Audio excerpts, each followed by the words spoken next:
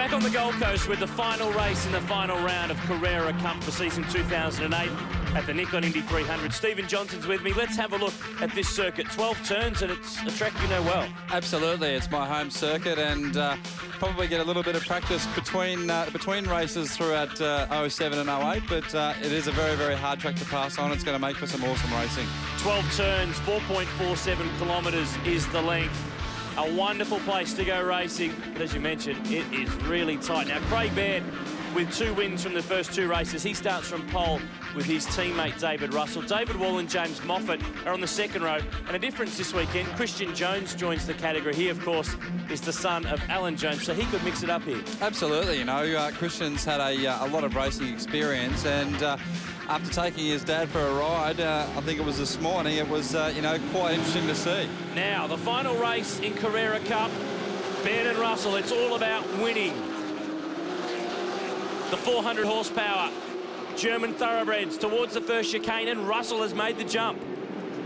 That's very unusual to see Craig Baird get beaten off the start line there. He's normally got these cars nailed, but I'm sure it's going to make for some pretty good racing now, as Baird's got nothing to lose. Barton Moore just cutting that first chicane in the background. He had a clutch problem in the previous race. That's why he's down the back. But it's Russell, Baird, Wall, Moffat, Karate, Christian Jones for Greg Murphy Racing.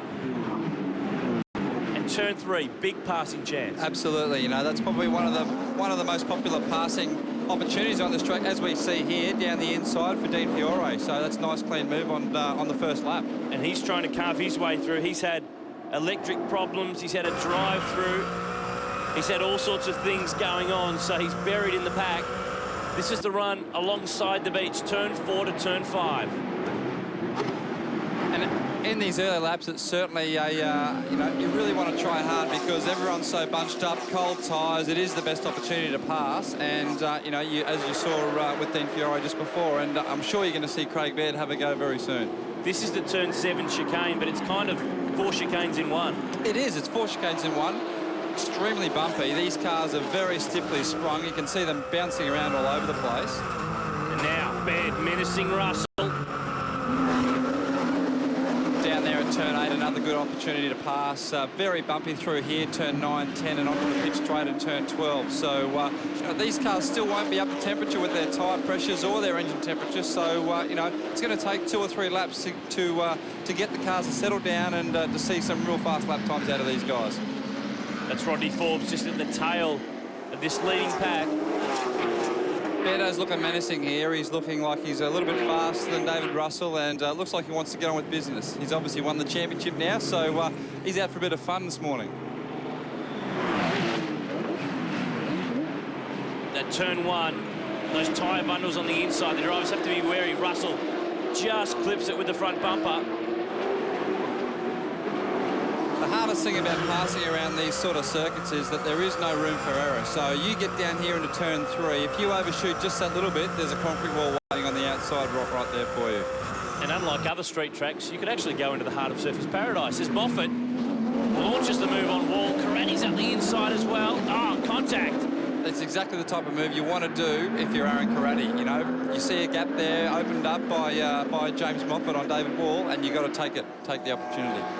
That was the hip and shoulder there. Elbows were out. That's what you got to do around these sort of circuits. You know, they are very, very hard to pass on. And if there is a gap made, as we can see here by James Moffat, you just got to get it in there and make sure that you can follow him through. Now, this is impressive from Moffat. He's been in hospital on a drip this weekend. There was a gap between races. There's Sean Juniper. He's in a replacement car after a massive accident in qualifying. It's got its wheels on the ground, but it's David Russell who's making the speed in the last race of 2008.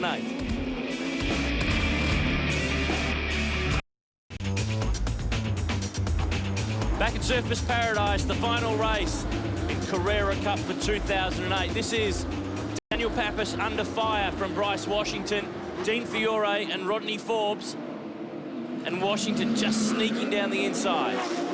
Yeah, good move there. That was a very hard braking point at the end of Beach Straight there in turn 5. And exactly... Oh, Fiore right into the wall. That could have been disastrous. That could have been. You know, it's not really a passing opportunity through there. So, you know, I don't know what Dean was thinking, but they got away with it, luckily. Now in front, Daniel Pappas is driving the ex-Ian Sharon Porsche, which was a bit of a late entry for this weekend. It was so late, in fact, that it still had the old livery on it when it arrived at the track. And it's Daniel's first round in Carrera Cup since 2006, so these cars are completely different from the 996 model machine that was raced back then. And he's doing a good job. You know, Indy's not exactly the track you want to come back at after 2.5 years of racing and or not racing. And, you know, running up the front, he's doing a great job. Fiore is going to go on by down the main straight. That was interesting there. From what I saw, there was a yellow flag out. So I'm not sure whether that pass is going to stick or not. For the moment, it sticks because he's in front, and now Rodney Jane is going to move on through the second chicane.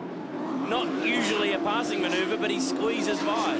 That was very tight there. You know, it is very close between turns 1 and 2 there in the chicanes, and he must have had an awesome run out of that last corner. So this is the Michelin replay with Fiore. Just pulls out. And I thought I saw a yellow flag there. Sean Juniper's car's off to the left.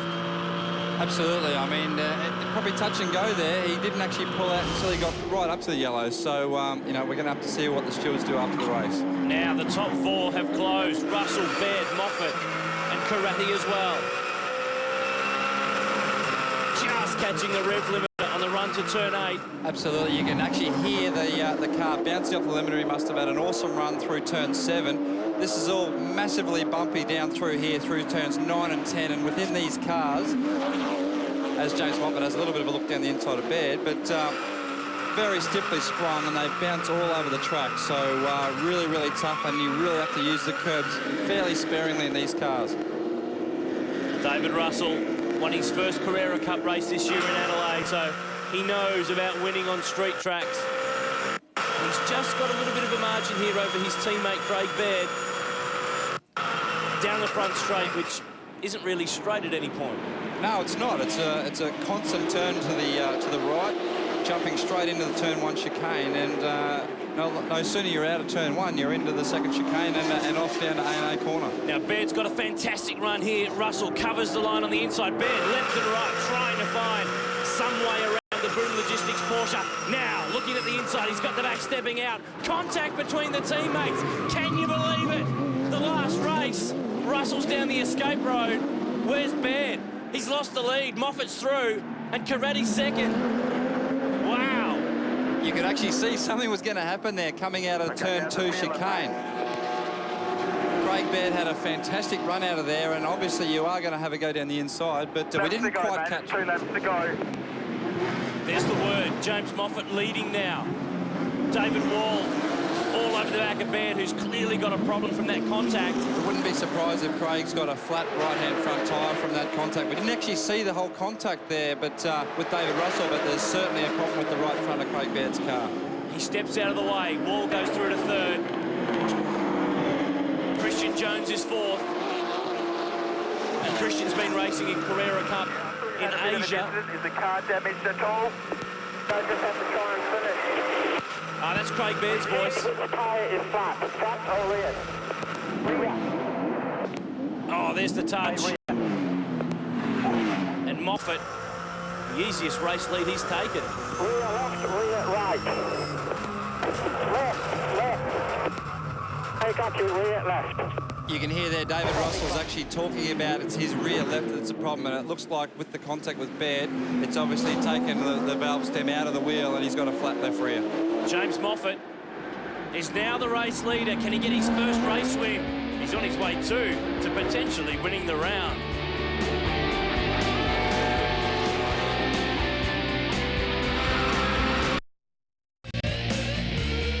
Back on the Gold Coast, on our way to the checkered flag, the final checkered flag of Porsche Carrera Cup in 2008. Here's third and fourth, David Wall and Christian Jones. It hasn't been the sort of season that we probably expected from Wall. Not terribly much has gone right this year. Did have a great run at Sandown. Yellow flags at turn 7. And this isn't a passing zone anyway, so that doesn't really change things. No, it doesn't, and you'll see that there's actually a car off on the left-hand side of the track there. Heading down now into turn 8 will be a green flag zone now, and they can pass from here on. So, But having said that, turn 9, 10, not really passing opportunities. Now this is interesting because Wall is third and he's tied on points with Moffat. So if Moffat wins the race, he wins the round. But this is Fiore on the fight back. He will finish second in the championship. There's no doubt about that. That's a great year for Dino. He's actually, he's had some bad luck through the year. He's had some bad luck this weekend, but, showing his fighting qualities, he's done a great job this weekend. Barton Moore, that's the car stopped at the chicane. Terrible weekend for the third of Peter Fitzgerald's cars. Bad race for his other ones. Baird, the tyre's gone. And Bairdo's going to just limp it home. It's the slowest race he's probably done for the entire year. But let's talk about this. James Moffat for the Sonic team, the car that David Reynolds won the championship in last year. His goal this year in his first year was to win a race. He's going to get there by the looks of things, and in the last one of the year. He's left it till the death, hasn't he? So, but James has been fast all year, and really, I think he can be very happy with the progress he's made. The run to the checkered flag. Moffat and Karate took advantage of the contact between the teammates Ben and Russell. But James Moffat, the son of the four-time Bathurst winner, a couple of corners to go, and he is going to taste success for the first time in the Porsche Carrera Cup. James Moffat, the checkered flag awaits. And the second-generation racer gets his first race win in Carrera Cup, and that's good enough to seal the round.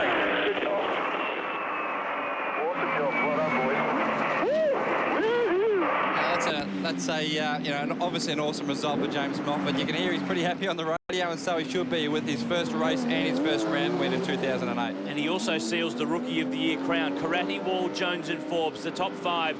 Fiore recovered for 6th, and the Honduras boys rounded out the top 10. But it was the clash between Russell and Baird that left the door open for Moffat and Karate to slip on through. They got pretty lucky there. Happened to be in the right spot at the right time. We had pretty good pace with the car, and I was just, hanging on to the back there, and there was a bit of a mistake with Beardo and Russell. I slipped into second spot. So Moffat and Wall equal on points at the end of the last race, but Moffat wins on a countback. Craig Baird in third from Karate, but for David Wall, it's a win without being a win. Yeah, look, that's the way it goes. We're aiming for a podium position, so to be equal first, we're more than happy. And to give Jim Richards and the boys a good result at the end of the year is more than happy with me. Not bad at all. Great way to end up with a win. Not only a race win, but a round win for the last round at Indy. So it's a great atmosphere here, so a great place to do it. Now the championship, it's all Craig Baird. Look at that margin, it was massive. Fiore, Russell, Moffat and Washington, that was the top 5 in season 2008. And Theo Honduras wins the day in the Pilatus Challenge from Mark Sini. His big brother James from Canberra settles for third, but he's already bagged the silverware for the championship this year. But that's it for the Carrera Cup and the Pilatus Challenge for 2008. Thanks to Stephen Johnson on behalf of the entire crew. I'm Aaron Noonan. We'll see you next time.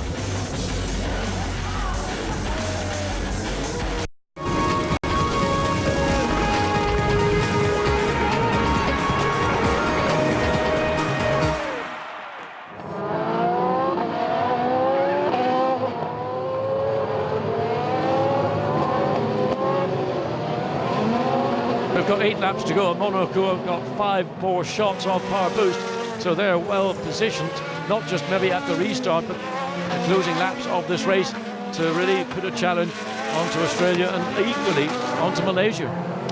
So we've got to wait and see. Still, the lights are still on, I think, on the safety car, so we're not quite ready for the restart. This is pretty nerve-wracking for the Portuguese, and Luis there wondering whether they're going to be able to hold on for a victory. That would be some special moment if they could do it. Luis Vicente and the team, this new engineering setup this year for Team Portugal, Burr Services, as I mentioned earlier, they're now a sister team to Team Switzerland, so they're making the most of that experience and that knowledge. But there's Katie Clements waiting to see what Great Britain can deliver.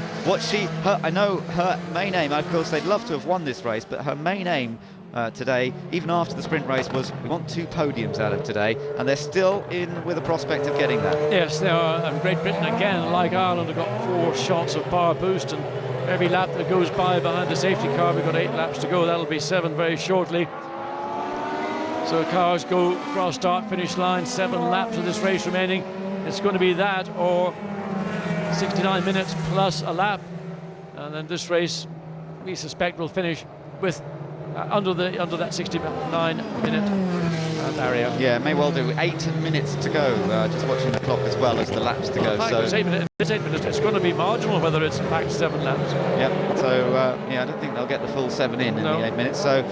Well, people enjoying the show here and finding all these different vantage points to observe, and it should be a pretty exciting climax too, with all the cars bunched up by this late race safety car. Let's just quickly remind you that Ireland started on up the front. It was Great Britain on pole position at the start of this race. Got away extremely well, led in the early stages, did Danny Watts. But then at the first round of pit stops, there was a little bit of changing around. It was Portugal that took advantage after a superb stop.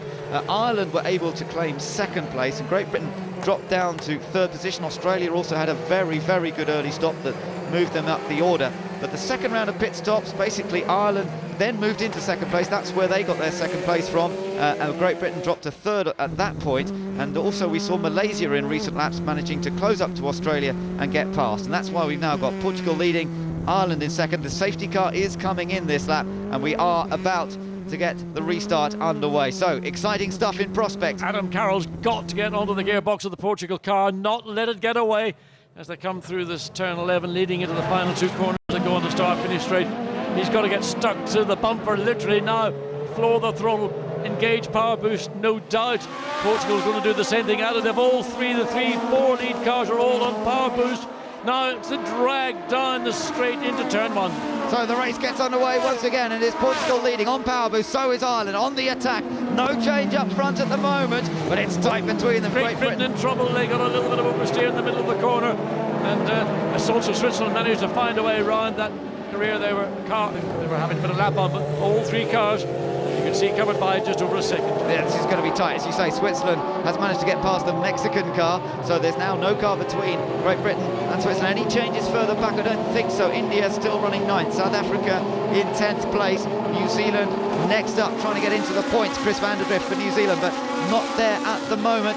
China in that next group, they're running in 13th. Korea down towards the back. That does mean this late safety car that there won't be any other traffic apart from Mexico in the middle of the pack, which has already been passed by the leaders, to worry about. So it's a straight duel here between Portugal and Team Ireland, with Great Britain and Switzerland close behind. Mexico got into a bit of a slide there, caught it. Monaco putting the pressure on Australia. Yeah, so Monaco's still got plenty of boost. Australia's got nothing. Malaysia got nothing, but Malaysia's managed to pull away from Australia and in a sense backing Australia back up into Monaco, who are trying to get alongside the Australia car, which didn't look particularly good. Back to Ireland. Yeah, on board with Ireland, but not on the power boost this time. Meanwhile, further back, I wonder if actually USA is catching up to Monaco here. I don't know whether USA is using it. USA on the attack. Marco Andretti trying to do it, and behind them it's South Africa going down the inside of India. That's for position. Adrian Zaub has taken 9th place from Narain Karthikeyan. Lots of excitement going into turn 1, 2. Good overtaking manoeuvres, marginal space, but both executed. New Zealand now being overtaken by the Netherlands. Of course, that car is a lap down, and New Zealand running in 11th place. So Robert Dornbos, he may be out of it in terms of results, but not giving up, driving as hard as he can. Well, I thought Marco Andretti for a moment there was going to get past Clivio Piccioni of Monaco, but he didn't quite. But behind them, Adrian Zaub did make the move stick on Team India. Adrian's car, I think, definitely been going better in this last stint. I think they must have made either a little change to the setup in that final stop. He's been putting in some good sector times. He looks more confident, and he certainly put a move there on Narain Karthikeyan to move South Africa up into 9th place. Well, there's the view from looking back from Team USA. And, Marco Andretti running comfortably, almost comfortably. In 8th place, we go back to the lead. Yeah, Philippe Albuquerque doing a solid job, isn't he, so far? That was a big pressure point, the restart, especially with the power boost. And Ireland are on the power boost. Now that's interesting. Ireland on it, Portugal not responding. Adam Carroll, it doesn't work for him, and he's going to be down to 1 power boost after this. So interesting to see that. Now maybe some more changes going on as well, that Netherlands under attack from oh no, it's Netherlands trying to go round India. That's what's going on there. Remember, Netherlands is a lap down. Yeah, Robert Dombos, a lot of experience on dirty circuits, racing in North America. managed to get that car pointing when Nicholas Prost, who was in a similar situation, lost control. Yeah, that's right. So pretty brave stuff from Dornbos, but that's pretty much what we've come to expect already from him. He's an attacking style driver. There's Marco Andretti in the Stars and Stripes car with Adrian Zaug tucked in behind him for South Africa. So those two running currently in 8th and 9th places, and as I say, South Africa looking strong here. May well put a mountain attack. How are they doing in terms of power boost, those two? Well, they've both got a bit left. Well, Adrian Zaug, the car moving around quite a lot, ran close to the rear wing of the USA car coming through the exit of turn 9. Now closes back up again as they go into the long turn 11. Yeah, now this is a difficult place to try and close up. You're not going to overtake into the next corner, but what you want to try and do is position yourself for the main straight. Meanwhile, the leaders cross the line, and that's 47 laps completed now as Portugal continues to lead this race. Ireland getting closer on the power boost again, but not close enough to really attack. Philippe Albuquerque is resisting the pressure. We've got 2.5 minutes plus a lap of this race remaining, so it's not going to go the full distance of 50 laps.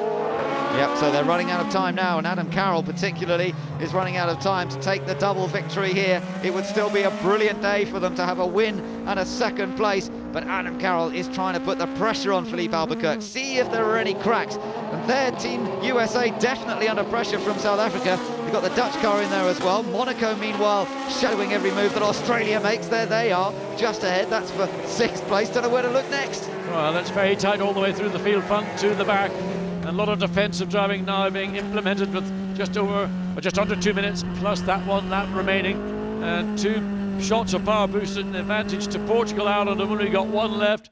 Great Britain have got 3, but they're not going to be close enough, some 3.5 seconds from the lead cars. Look how close Adam Carroll is this time out of the chicane, but does he have any power boost? He has 1 and he's on it. He's on the power boost. Surely this is his last real attempt, and Portugal, are they responding? No. Don't understand why not. They should do, because Adam Carroll's coming on down the outside. Can he get far enough ahead to take the position? No, he can't, and he's on the outside of the dirty part of the racetrack. Got to be careful, as we've seen. He can't quite do it. Had a go there, tried to go around the outside. Oh, consternation in Team Portugal as they thought for a moment that Adam Carroll had timed it right, but Philippe Albuquerque was late and deep on the brakes and managed to fend him off. Great stuff from both drivers.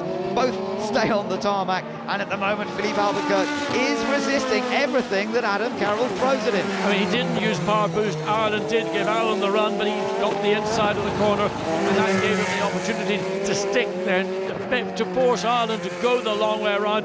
Portugal, knowing that the long way round was the dirty way round, and the chances of getting that pass executed was not very strong.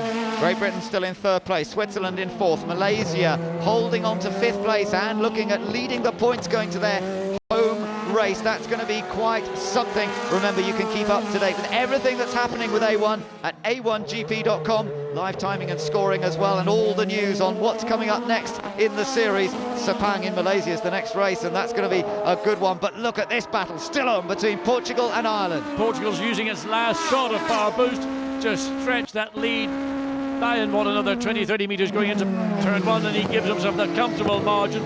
No more challenge from Ireland available under power boost. It's going to come down to the last lap. Monaco on the attack for Australia's position. That is for 6th. Clivio Piccioni moving one way, then the other. Might have a bit more grip on the inside as John Martin tries to defend, but there's surely no way to do it down into turn 3. No, that was a very good attempt by Clivio Piccioni, but John Martin again had it covered.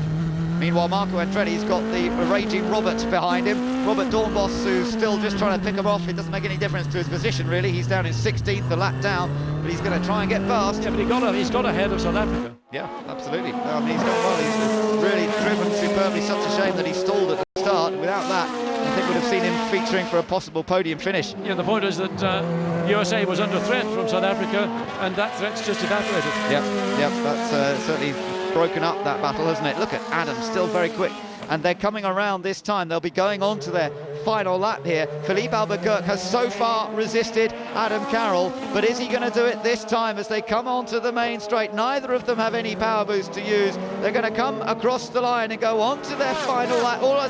Across the line they go, and it's still Adam Carroll attacking and trying to take that position from Philippe Albuquerque, but Albuquerque has it under control.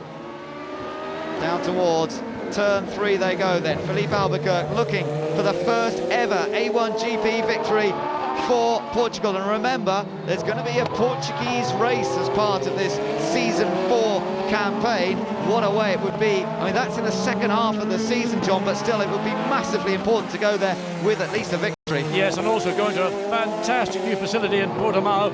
Again, this battle with John Martin and Monaco getting very close indeed as they come out of turn 3. Absolutely, and USA not far behind. You know, that this could still change here, but we're on the final lap. They're all running out of time to make any changes. Adam Carroll surely not close enough to put the pressure on Portugal anymore. Filipe Albuquerque has driven absolutely brilliantly here today, and it does look as though Portugal's going to hold on to take their first ever victory. They've had second places in the past, and he himself has finished second. But Filipe Albuquerque takes A1 Team Portugal's first ever win in the series. A fantastic drive from him, also from Adam Carroll, with a win and a second place here today in Chengdu. And third, another podium goes to Danny Watts for Team GBR. Switzerland has to settle for fourth. Malaysia comes home in Yes, fifth. outstanding drive from Filipe Albuquerque, got the lead through great pit work and consolidated under threat for the second half of the race all the way from Ireland, and did a magnificent job. It was going to happen at some time. Filipe Albuquerque, outstanding young talent coming through A1GP, and today that's been confirmed. Now it's time to celebrate. Now they can relax at last. And Mark Gallagher is still very, very happy with second position. Adam Carroll's driven superbly. He threw everything he had at Filipe Albuquerque, but Albuquerque was just a little bit too strong. There he had top 3, just moving around in order because Great Britain's just gone to the front of that little queue. But I think Danny Watts is well pleased, as he should be, and well satisfied with his work today. 2 podium finishes for Great Britain on his debut in the series. But Adam Carroll also picking up 10 points in the first race and then 12 points in this one. That really puts Team Ireland into the series hunt, but Malaysia will go to their home race with the series lead thanks to playing in 5th place here. Let's go and hear from seat holder for Portugal, Luis Vicente. Luis, your boy did the job on the car, your boys in the pits did the work as well. Just a fantastic result for you guys. Well, I don't really have words, you know. I always waited for this moment. So really happy, and really happy for the entire team, for all the work, hard work we have been done in 4 years. And thank you very much to Tony Texera and to all our sponsors, to all my crew, you know, to support of the family back in Portugal. And thank you very much. A1 is fantastic. Thank you. It's important, a good result for you guys, especially important considering we're going to Portugal for a race later this year, hoping to continue this momentum up to then. I think it's fantastic for us. I think this year really can have a shot to the championship. I hope we can keep this level, and you know, we had a bad start in Zandvoort, but I know the team can do the job. I know the driver can do the job. I just hope we can really have the luck to be there and try to get the fight to Portimao. All right, go congratulate your driver. Congratulations. Thanks, James, and what a moment it is. We've got another new winner in A1GP, and that is always very, very special indeed. That means now that some 17 nations have won races since it all began, and Portugal, the latest nation to add their names to the list. We've seen some great results from them in the past. Alvaro Parente was very strong for Portugal in the early seasons, and then Filipe Albuquerque sort of burst onto the scene last year and got those podium finishes that he enjoyed, but coming through to take the win, well, it's something that Adam Carroll knows well. He had to wait a while to get his first victory in Mexico. Another podium finish there for Danny Watts, and there's real delight there at the British crew because they have delivered today what they needed. They didn't race at Zandvoort. They were desperate to get a solid points haul this weekend in China. That's exactly what they've achieved. So they can tick the box and move on to the next race in Malaysia. But there he is, the star of the moment, Filipe Albuquerque. He's always got a smile on his face, even when things aren't going particularly well. But all right, now he is beaming from ear to ear. A really likeable young man. He was in love the football they were doing the other day, and pretty handy, you have to say. But he's even better as a race driver. And this is going to be such a celebration for the Portuguese crew. Team manager Piers Maserati, British GT racer of repute as well, now looking after things for Team Portugal. What a special moment it must be for him, for all the boys who've worked so hard. And Filipe Albuquerque takes his first victory. Yes.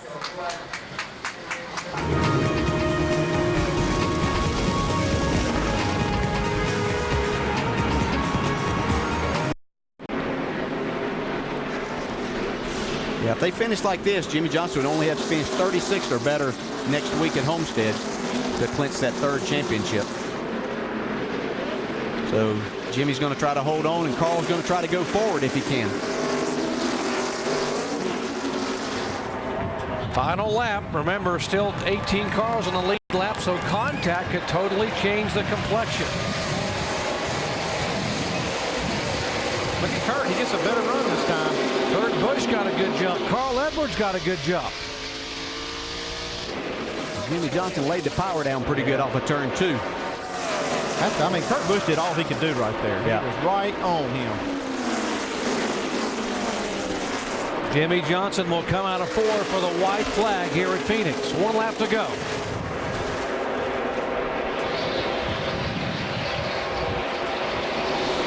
Whoa, look at Kurt Busch. Think he's not driving hard? He's still digging. He got that thing completely sideways. Jimmy Johnson sideways there, too. Kurt got a nice run off the corner. Okay, we're coming. See if he can get to the bumper.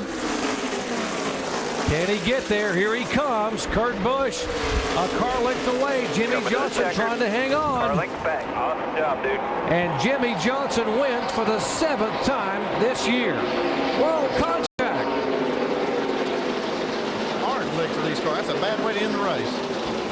A lot of cars getting torn up here. 6, 7, 8 cars involved. Stewart's involved. Robbie Gordon there, Bill Elliott involved, Kenny Schrader involved. The 2 initially involved were the 42 and 10 that were sort of shoved aside, but Jimmy Johnson pumping that fist and waving and saying, guys, we got 1 to go. See Allmendinger battling off the corner here. I think that was 17 kind of moved down, saying he wasn't too happy about the last caution that AJ created and getting. Take a look at highlights of race 1 of the Iron Farmers HQRA National Series. Well, Bonwick and Stootman, they were fighting the championship out, so it was appropriate they were going to fight out turn 1 and 2 of this first race together. Enormous field, plenty of really great door-to-door racing just like this. A little bit of body contact as well, not between these guys so much, but certainly back in the order things were fairly frantic, that's for sure, particularly in the big paperclip at the end here, the hairpin corner that catches everyone. This is Bart Stanfield bagging him up here big time in the Enduro car. The Paradise Pools and Spas entry heads back out to the racetrack. WA Grant Howlett got the car bogged. That was no good. The Trick Trailers battle continued. Stootman getting the ascendancy over Bonwick on that occasion. So Bonwick was 2nd, John Wise 3rd, back to Gavin Porteous, Neil Corey, Dallas Crane, Kim Reed and Andrew Toth. Race 3 highlights now, and again a fantastic battle at the front between Bonwick and Stootman. Big lockups everywhere you care to look. This circuit is really good for HQ. It's not real good for Adam Beachy, unfortunately. The Tasmanian striking some trouble. Bonwick turning up the heat. How about this shunt here? Bolter gets turned around and crunches the guardrail, ends up buried in Pukey Hollow there in the high-perform car. Howlett again ran off the racetrack, unfortunately, in the Network Couriers number 4. At this stage, though, he managed to keep the car running, which is important. Big lock-up here, one of the few mistakes made by the number 1 of Bonwick, the Toowoomba Truck Wreckers HQ. Almost took out the wall, and that allowed Stootman a good look back on the inside. And he took the win from Gary Bonwick, Gavin Porteous, John Wise, back to Crane, Corey Nicolo, and Tassie Andrew. Blustery conditions, Symmons Plains Raceway in Tasmania for the Iron Farmers HQRA Series Grand Final round. So let's take a look at your grid right now. Stootman and Bonwick share the front row. Porteous and Wise, Crane and Corey, Nicolo and Toth, Jensen and Arlen, Stanfield, Bird, Coupri, Wickham, Howlett. A big field, as you'd expect. Bonwick, he got away very well. It's important he does. The championship gets decided today, Krause. Sure does, Wado. Huge battle this season between Kevin Stootman and Gary Bonwick. It all comes down to this weekend at Symmons Plains. Everyone getting through turn 1 and 2 cleanly so far, although they're still coming. That wasn't cleanly, but at least he's in the straight and narrow. Now, that was Adam Beachy, who's raced a fair bit against national competitors. In fact, spent a fair bit of time racing on the Big Island, as they call it, when they're down in Tassie. Not in HQ racing, but certainly he's handy competitor as we see the Trick Trailers entry just going by right then. Stoopman. John Wise has been pretty lively, the Victorian. Yeah, he has, running in second place at the moment in the number 5 entry, the WMS Dart racing car, looking pretty strong. Have a look at this field. One of the best sights of all of this season has been the continued big numbers from the HKRA National Challenge and the number of cars, Wade, going to every round right around Australia. Yeah, the Iron Farmer HQ Racing Association series has just been a blinder, and it's such a consistently exciting form of motor racing. You always have plenty of cars, and you always have unpredictable racing, as we see the Kakadu Air entry blasting through onto the main straightaway. Very inclement conditions. Look at the rain now. Yeah, really difficult here at Symmons Plains. This rain has been coming and going all day, and no one really has a clue about when it's going to start raining and when it will stop, which just makes it even more difficult as this big field flies under the bridge. And this real funnel effect down towards the hairpin, it's actually a lot narrower than it looks on television. 2x2 here is actually quite tight. It is very, very difficult under brakes. Great onboard pictures. We look out the back. The 14 car desperately trying to drive on through at the moment. That's the Just Cars entry of Neil Corey, a hotbed of HQ racing for many years, South Australia. And they worked their way through one of the coolest corners in all of motor racing here at Symmons Plains, the Iron Farmers HQ Racing Association, the National Series final round, and it's come down between Bonwick and Stoopman to win the series. Lights ablaze for John Wise, the Victorian, closing in on the Queenslander, gets it very sideways. Awesome to watch, great car control. Holds his position too, he didn't give away much ground there, Wado, to Wise. Oh, look at this. Oh, we got a car around. It's Beachy. The Beachy's wheel alignment car not back on the racetrack there. That is, in fact, a car that has an amazing history within this series. Of course, his dad was absolutely one of the masterminds behind the HQRA. Off there, just turned the car around, may have got nerfed perhaps into the final corner. It's not often you see a car spinning to the inside there, but did a good job, kept the boot into it, kept the rear wheel spinning and dug it out of the mud. Here comes Wise, the Wise man in second, got the candles fully lit as he comes after Gary Bonwick. What a race this has been so far. And there, the car in fourth is the main protagonist in all this, Stoopman as well. Gee, it's frantic, isn't it? 14 and 7 dicing out at Dallas. Crane involved there with Neil Corey, the South Australian. Whoa, almost so close to the wall car. 50-14 Nicolo. Oh, here's the replay. Oh! Cars going everywhere. Unreal. What a great corner. $30,000 within 6 hours, the Billboard said. That was almost 30 grand in 6 seconds. That corner should be mandatory on every racetrack in Australia. Here's Wise on the outside now of car number 1. Writing on the tyre. Oh, sideways. Got into the side of Wise as well. How about this for side by side? Look at that. What a great replay that is. The Iron Farmers replay. Remember, they do drifting at this circuit, and it is pretty exciting. Forget Bo Yates. Your new Drift Australia champion is John Wise. And Gary Bonwick as well. There's Stoopman.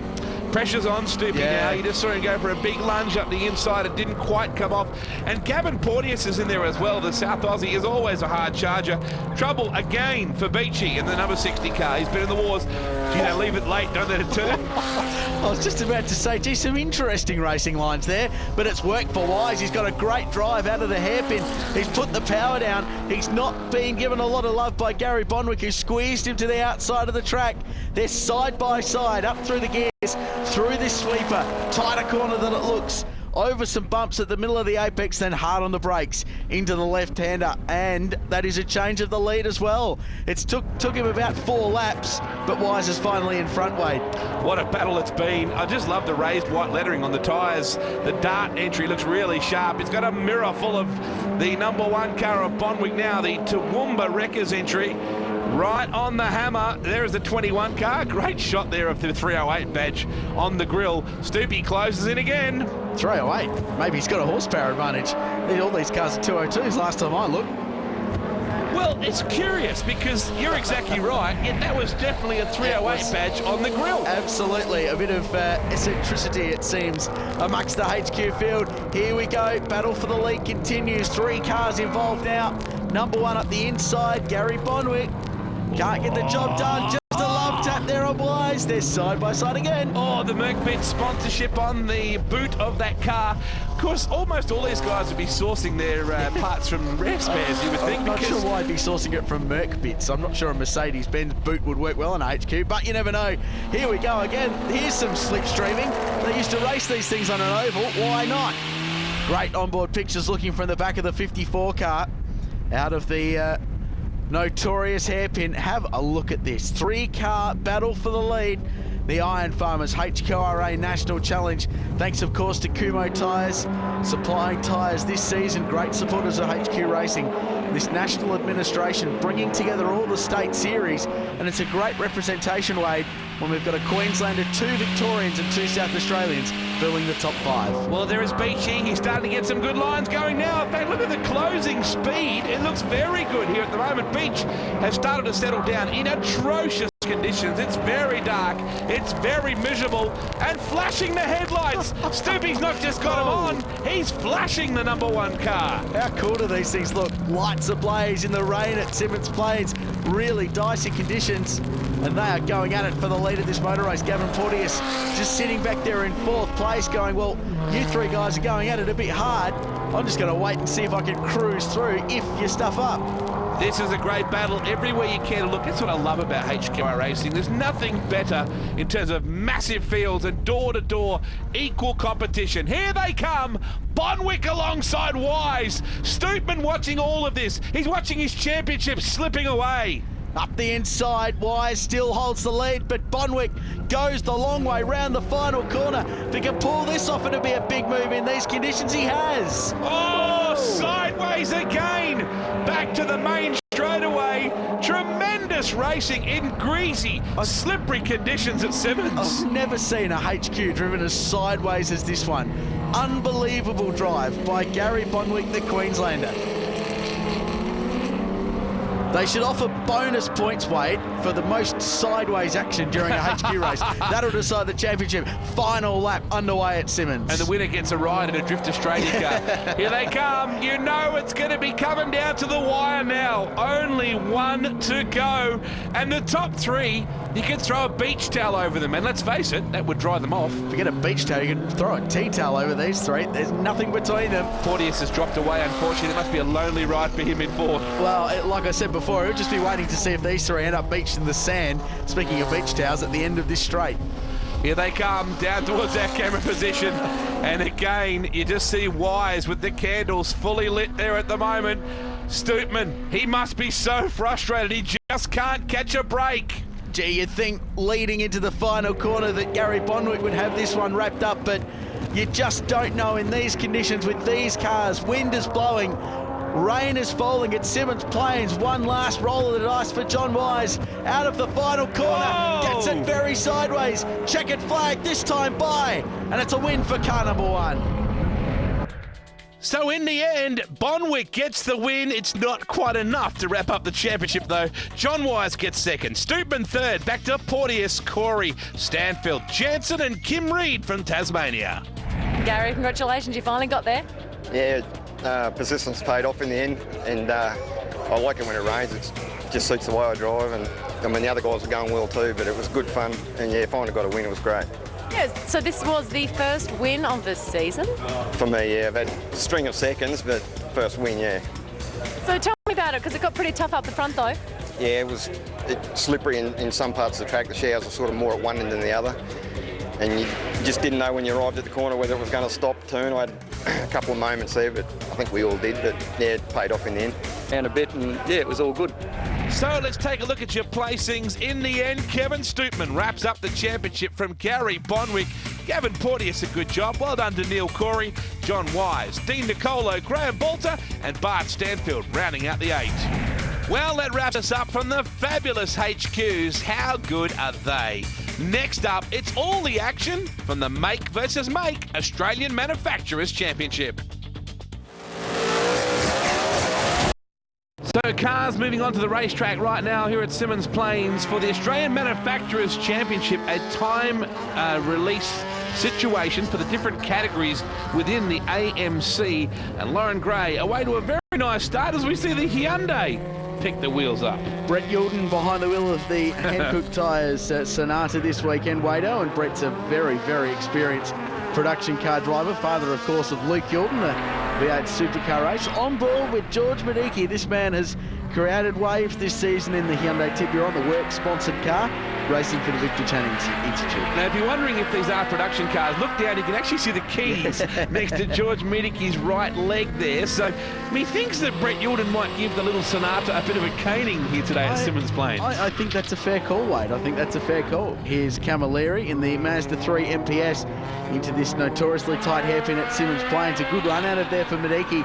This battle between the Hyundai and the two Works Toyotas of the Osborne Motorsport crew has been raging all season long. Yeah, it's a great battle, isn't it? And the Mini thrown in for good measure as well, the John Cooper Works entry. Now, the big boys away and racing. Des Wall, Lee Castle. It was a bit physical there. Very physical. Nice start, though. Got away cleanly, almost. And Steve Brifford driving the Century 21 car. Normally, not driven by him. No, it's not. Chris Delsmer usually the one behind the wheel, but looking for a performance from the Falcon this weekend.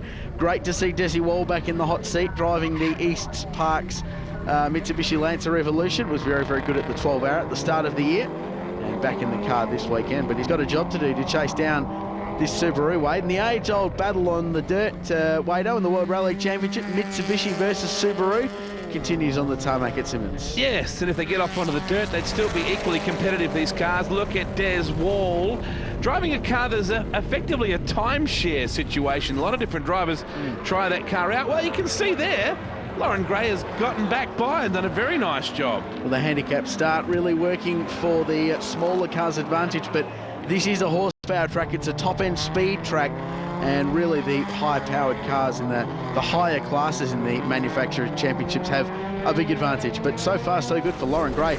And for Loz to be holding out Brett Youlden as well, pretty good, impressive performance given Brett's massive amounts of experience in production car racing. And recently drove a Monaro in the Bianchi Touring Car Masters action at Eastern Creek Raceway. Did a very handy job of that. So he certainly knows how to go racing. He's going to have his own car for next year, they say. Up the inside comes George Medicki, who is Carrera Cup bound for 2009. But I fancy will still be doing stuff like this. He really enjoys his AMC action. And Hyundai, big supporters of this category, started right back at the start of the year at Mount Panorama and have backed this car all season long. And George doing a really good job on course for a class championship and looking for the outright crown as well. There's the replay, just tucked up the inside into the final corner. A bit more aggressive than Lauren, too, under brakes, as you would expect. Look at this battle going on here. Camilleri under enormous pressure from the Wilson Brothers Racing prepared entry of Lee Castle. The Wilson Brothers are getting a bit of a foothold. Aren't they just? A bit notorious, the Wilson Brothers are preparing some good cars. Oh, Castle! Wow! That's the Lee Castle syndrome as opposed to the Sandcastle syndrome, where Lee just drove right through on the inside. And now Des Wall takes advantage of the straight line horsepower of the Mitsubishi Lancer and gets past the Mazda 3 MPS into the hairpin as well. Yeah, Wilson Brothers Racing, pretty successful operation running in the... Oh, look at that. They just zoomed the Mazda, unfortunately. Running in the Utes as well. And I think they've also got about half a dozen Geminis up in the Queensland State Gemini Series as well. So they are. By name and nature. Wow, Castle, look out! That nearly got seriously pear-shaped then. This is like a freeway battle here at the moment. They've come up on some slower cars. Wow, Keane in the middle of it. Look out, the Ocean Grove TRD entry, the Osborne team cars. Caught up right in the middle of this. Castle now, the WRX gets clear. Now, weather conditions as Symmons Plains can do anything. It's a lot like Phillip Island, really. As we see Castle on the inside of the Keane Mini. It could be pouring with rain a bit later, and that could affect this whole thing dramatically. Yeah, absolutely right. The conditions today, I think, best described as average but dry so far.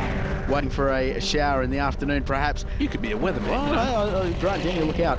Here we go. This battle continues. The A-Class cars in the Manufacturers' Championship into this final turn. It's not a very complex circuit, Symmons Plains, but there's a bit more to it than it looks, and this dice really continuing to wage between the two fastest cars on the racetrack now. These guys have not been separated by more than a car length or two this entire race. What a great battle going on here. Whoa. Off the second goes Castle. He's more aggressive than I've ever seen him, actually. He's really hooking in there. There's Stuart Jones, 31, Osborne Motorsports entry, and of course, Colin Osborne, the second of the Osborne Motorsport cars. There are your placings: Medicki, Castle, Wall, Osborne, Camilleri, Keane, Jones and Gray. But within that are category battles. We're not talking about overalls here. We're talking about different classes within the race. Yep, there's a race within a race within a race within a race. That's basically how it works, and allows a whole variety of cars and manufacturers, hence the series name, to get involved with the championship and get their cars on track and race against cars of a similar price bracket and a similar range as this dice continues. I mean, look at these two cars. You buy them on the road for about 45, 50 grand a piece. They're very evenly matched. Wow. And that is the outright lead of this race that Lee Castle has just taken away from Medicki. This is a really good battle. They're battling. Well, you could say that Medicki will have trouble getting past the Castle wall because at the moment it's very tough to try and knock these guys off. A little bit more horsepower, four-wheel drive, as we know, and a very potent package. But George does get that Hyundai Tiburon around very smartly indeed. There is the replay of Castle, really pumped up today. Remember back to Oran Park, Lee Castle was pretty fired up, made some very aggressive moves down the start-finish straight and used all of the road, and then just a smidgen more to hold or gain position. But a great dice against the likes of Andrew Medicki down there. So the battle between Subaru and Mitsubishi continues, but I think at this stage, Wado, Castle has the advantage over Des Wall, who's dropped back on this final lap. Looking good. Checkered flag is not too far away. It's been a very nice job by him. He works his way towards the main straightaway. The Wilson Brothers Racing Platinum Auto Care Rooks comes out of the final turn and heads to victory lane. Checkered flag ready. Lee Castle and the Wilson Brothers Racing operation get another win on the board here at Symmons Plains Raceway. Des Wall was next ahead of Camilleri Delsma. Medicki got home in fifth ahead of Osborne Keane. Stuart Jones completed the top 8. And alongside those names, you can see the different categories, A, C, D, etc. Second and final race of the weekend for the Australian Manufacturers Championship, and conditions have, well, deteriorated, Richard Crail. Yeah, a drop in the barometric pressure, Wade, has caused some showers to come across Symmons Plains Raceway and has made conditions just a little bit more dicey for the final race of the Australian Manufacturers Championship. How was that? Richard Denya Crail, absolutely magnificent. He's angling for Grant's position, and in fact, we've got to say a big shout out to Grant, who's feeling the effects of a monster truck incident a while back now, is still recovering from it. So a big g'day to you, Grant. I know you're very frustrated laying at home not being able to work, but we hope you're back very soon. Brett Yulden in the Hyundai, big brake lock up down into the hairpin, shows how hard they're pushing as we go on board with Medicki. Has some time to adjust the mirror. Just little things that you look for that maybe race fans who don't have any race experience themselves mightn't be looking for. When we get the next onboard shot of Medicki's car, you can just see that yellow stripe they have just to let George know that the steering wheel is centred. Little things that people may not be looking for. Oh, what a start by Wall. Wow, Briffa got left on the line. I think four-wheel drive probably helps in those situations. Especially in these slightly dicey conditions as well. Oh! He's on it, isn't he? Absolutely. Now, Briffa's gone from a Holden to a Ford and rates the Ford fairly highly, the Century 21 XR8. As long as he doesn't tell any Holden fans that'll be okay. He'll get away with it, I'm sure. The likeable smash repairer from out Liverpool way. Des Wall, a great character, and his son David, truly one of the explosive bright lights in the Australian motorsport horizon. It's a great racing family, isn't it? And doing such a good job in Carrera Cup with Jim Richards Racing is David Wall. He's had success in GT. As well. Oh, yeah, look, wins overseas and racing endurance Porsches, a big career ahead of that young man. As this battle continues, the gap closing in slowly as Medicki closes in on the back of Lauren Gray, who is not letting Brett Yulden, it has to be said, run away, and gets a great run down the straight and wraps Yulden up. He must have missed a gear, surely, in a straight line. Did Brett hear that? That was an echo. It went straight past him. Lauren absolutely wheeled out the big stick. And she's going to get caught here. George Medicki is probably going to run her down in the Hyundai Tiburon. There was that onboard shot once more as we see him ranging up alongside Yulden. There's that little gold strip on top of the steering wheel just there. You might think that's something that a lot of people don't need, but obviously it helps George. This way up. Look at this inside line here. This is where he was zipping up the inside on Yulden. Couldn't do much about this, and that's just a bit of a horsepower deal. The Hyundai Tiburon, pretty competitive package, and certainly leading its class. And as you said, George looking for the overall victory as the rain starts to fall here. Wow, that's a pretty good shot, isn't it? On board Jake Camilleri, the Grand Prix Mazda 3 MPS into the final corner. They'll really be pretty dicey conditions now for these competitors, but the guys that are in the four-wheel drive cars, those two right there, are going to be loving this because all of a sudden they've got twice the amount of grip that all the other cars on the racetrack have got. Well, it's clearly cold and windy in Tasmania, but things are just starting to heat up for the Australian Manufacturers Championship on track. More from them on the other side of this.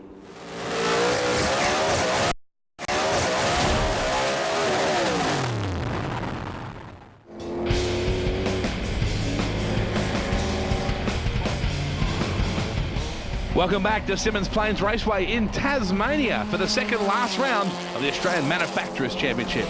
You can see how windy it is here at Symmons Plains as well. Grass on the front side there. Mediki, Osborne, Wall, Castle back in fourth. Faster cars coming through in the class battle. Lauren Gray drops back to fifth, then Camilleri and Yulden. Isn't that a great corner? That is truly one of the best corners in Australian motor racing. Imagine that if you added it to Skyline somehow. Now, wouldn't that be impressive? Camilleri goes by Lauren Gray. Zoom, zoom, straight past the Toyota Echo as they make their way into this left-hander.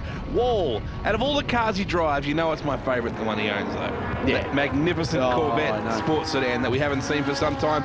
But it's great to see Des out here keeping his feet wet and enjoying the experience. Last time we saw that car, it was burning to the ground at the sports sedans at Mallala, so a bit of a disappointing run, but great to see Wally back on track in a slightly different animal. There's only about a lap and a half to go here, and Mediki has these guys closing in his mirrors. He's the overall leader in this race, and he could be dethroned here. He's going to have to hurry, Richard. Sure is, Wado. Everyone closing in this battle between the Mitsubishi and the Subaru, raging the whole duration of this race, and Lee Castle, who won last time out, is going out after Des Wall. You just see him rounding up the 13 car of Stuart Jones. In fact, no, the Colin Osborne Toyota Celica. They look so similar, don't they? Castle's going to really have to work here. Des Wall is a very handy driver. Oh, look at the speed he's got on George. Not much Mediki can do about that. In fact, he's been hung out to dry a bit, and Castle may even step up the inside here. Not much George can do about all that. Back on board with Mediki. There goes Castle, so he's still a shot at the outright win here. He's closing in on the back of Des Wall's car. Here is the Shannon's replay right now. As you see, Castle, he just forced the issue. He knew he had to. And Mediki, too, is a smart cookie. He knows there's no point trying to match it with these guys in outright performance. He's just going to get in the way and cause drama. So it's better to focus on what he is doing. Don't forget to check out www.thenationals.com.au to follow all the progress of the AMC and all the respective categories that race under the Shannon's Nationals umbrella, Rich. So Wall continues to lead from Castle. This battle continues. Castle looking up the inside into the final corner to the outright race lead. They're side by side. Gee, Wall just got caught napping a bit there. He left the door open. Castle came from a long way back too. He takes the lead. Wow, that's a great drive. Wow, he's on the ragged edge too. I've never seen Lee drive this aggressively. Very aggressive. Great to watch. Subaru in front of Mitsubishi. So the blue fans will be cheering now up the inside. That's a pretty straightforward move, but no real attempt that seemed at defence from Wall there, which surprises me, I've got to say. He didn't really got under the wall, you might say, with Castle, but here we go. Last lap now, and the rain starts to tumble down at Symmons Plains. Gee, look at the lead that Castle opened up. Maybe he's just being more aggressive in these difficult conditions as this race comes to a close than Des Wall is. Well, Wall's been around a lap or two too. Maybe he's thinking, how hard do I really want to run this in these conditions? It's awfully slippery out there. They're certainly using the wipers less sparingly now.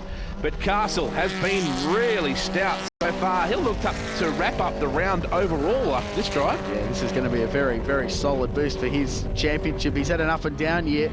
Was very, very quick at Phillip Island earlier in the season. Smashed the lap record there. But up and down since then. But right now, Wado coming out of the final corner, looking to record a very strong win. Well done, Lee Castle. He will romp to victory lane ahead of Des Wall, who has the candles ablaze. Castle and Wall certainly will get the win overall in Class A as well. George Mediki across the line in third against rival Colin Osborne as well. And you have Gray back there, but unfortunately some DNFs for Camilleri. Congratulations, Lee. You did it again. Yeah, mate. It was a good race. Once again, Des proved to be a hard person to race against, but good, clean race, and glad we finally got there. Three race wins for 3 starts for the weekend. That's just fantastic with the car and form for you. Yeah, it's not too bad. I'm very happy with that for the weekend. I dare say the team is as well. That's what we came away all the way down to Tasmania to do, so we've had a good weekend. All right, Des, that was pretty tough. Once again, you're hot on the heels of Lee, but just couldn't quite get there. No, couldn't quite make it, but that was really good race, nice and close, and gave each other racing room. I had a bit of a brake issue, but that's no excuse. He beat me fair and square, and it was a really good race. The conditions were changing and we were pushing as hard as we could, but everyone knows this car's pretty quick in the wet, so it was a shame that that Camilleri had such a problem. You know, he's been doing really well all weekend, and especially in changeable conditions, but, you know, I'll take it. Good weekend. So let's take a look at the points after the round, and Lauren Gray is close to within 12 with only one more round to go in Class E. Class D, well, Medicare slipped back. Osborne is 5 points clear of him there. Camilleri, he can't be beaten in the 36 car. Nice job for him in Class C. Class B says Chris Delsman with only one round to go, looking to wrap that one up. But Lee Castle, wow, what an emphatic series leader he is in Class A. Well, we're covering all points of the compass on the Shannon's Nationals as we take you from Symmons Plains to Oran Park for the Super Trucks.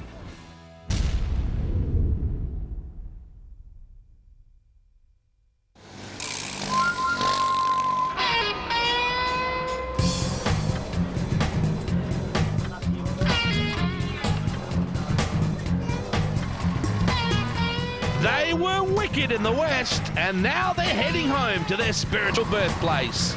That distant thunder is now a serious rumble as the Tank World Australian Super Truck Nationals comes home to Oran Park Raceway in New South Wales for round 4 of the championship, and the battle at the top is reaching a climax. With only 2 rounds left, this 6-ton slugfest at Oran Park is absolutely critical for series glory. Western Australia was a bruising encounter, and history tells us the park might be just as physical. Series sponsor and points leader John Falk comes under immense scrutiny from South Aussie star Bob Middleton. The White Line Wizard had a disappointing round in WA and means business as the pair come to Oran Park. Well, the Super Trucks have thundered back to Oran Park for their 4th round as part of the Shannon's Nationals. The stakes are a whole lot higher this time round as we near the end of the season, with the fight for the championship lifting the level of racing intensity. And it's something that triple lightweight title winner John Falk has a good idea about. Yeah, no, it's the second last round of the year and the pressure's on. It's a bit tougher in the bigger rigs too. Yeah, no, it's a lot harder to drive a big truck. Light trucks are a lot easier to drive, but it's controlled aggression, they tell me. And you can always expect a little drama to unfold here at Oran Park. Yeah, well, it's the second last round of the year. Oran Park's a home of truck racing, and if there wasn't any drama, it wouldn't be fun. Light truck supremo Steve Coulter is no lightweight behind the wheel. This season he chases a hat-trick of championship belts, and this weekend faces the challenge of securing an amazing 14 consecutive race wins at Oran Park. Yeah, we've had a great run in the last 2.5 years, Julie. The truck has just run amazingly well. The team and the truck's just, like, the whole thing's just a package, and at the end of the day, that's why if we can win today, it'll be 14 rounds, as you said, and best thing that's ever happened to us. So, and it'll be, the end of this year, will be 6 championships in a row, so 3 to Jeff Mackin and 3 to myself. So we've got our fingers crossed. Trevor Page is all right behind us, so we're hoping that's all going to happen for Trevor, you know. Coulter is recovering from a bad run in the last round, but the bad news is for his rivals, the truck is even faster now. A bit of a horror there in Perth, and broke a gearbox, and we put a new gearbox in it. All the ratios were wrong for that track, unfortunately, but we made do, and we just were consistent all weekend and ended up winning the round again, which was the lucky 13 round. Probably in the last week and a half, we've probably spent 100, 200 hours, man hours on doing the chassis. The chassis was all out of alignment. There was all sorts of things happening. Brian Freestone at Pro Axle at Narellan did all the laser alignment on the chassis, and we went out there in the practice this morning and we were half a second quicker than the truck's ever done before. So we're looking forward to a great weekend, and Bob Middleton hopefully will be the only guy that we've got to try and get past. South Aussie star Bob Middleton is on pole position for race 1, but he's not 100% confident. Yeah, we're very pleased with our pole position today, over this weekend, because it's the fastest we've ever qualified here. And yeah, race 1 is it's always going to be the way the weather's going to be. I just don't like driving in the wet. The truck doesn't like it. It's a cat truck, so cats don't like being in the wet either. So the both of us won't like it, but we'll do the best we can with it. The championship points coming into the round sees John Falk with a 14-point advantage over Bob Middleton, but Steve Zammit and Ben Rose, along with West Aussie Rob Waters, really starting to fight it out. Let's take a look at highlights now of race number 1 of the Tank World Super Trucks here at Oran Park Raceway, and Middleton on pole But he said earlier he had concerns about the cat in the wet. Rob Waters, the West Aussie, doing a very nice job in the Rentco number 2. Have a look how close these guys got in slippery conditions to the outside wall. There is Frank Amoroso in the Recar number 96. Watch John Falk here. Whoa, that was close. Waters back there in third. A couple of the boys gathering it up just in time. Bob Middleton stormed away to a very good win in slippery conditions, to say the least. Checkered flag falling on the South Aussie. He did the job, getting the win over John Falk, Rob Waters, Steve Zammit, Frank Amoroso, Steve Coulter, Craig Yardley and Fletcher Christian. Yeah, we had a good race. We got through. It was a good start, and we were wheel spinning a fair bit like everybody else, slipping and sliding, and it all came together, and we're very pleased with it. Yeah, the conditions were incredible, actually. Our truck all week, we've been setting it up for a dry track. Unfortunately, we come here this morning with a bit of wet track and whatnot, which is a totally different ball game. So all we did was just tippy-toe through it, made sure we finished first light truck and consistent with points for the day, and hopefully we'll win the round. And I think that's our 14th round in a row if we win today, so we've got our fingers crossed. It's the penultimate round for the Super Trucks at Oran Park. Don't go anywhere. Another rockets hit out from the rigs on the other side of this.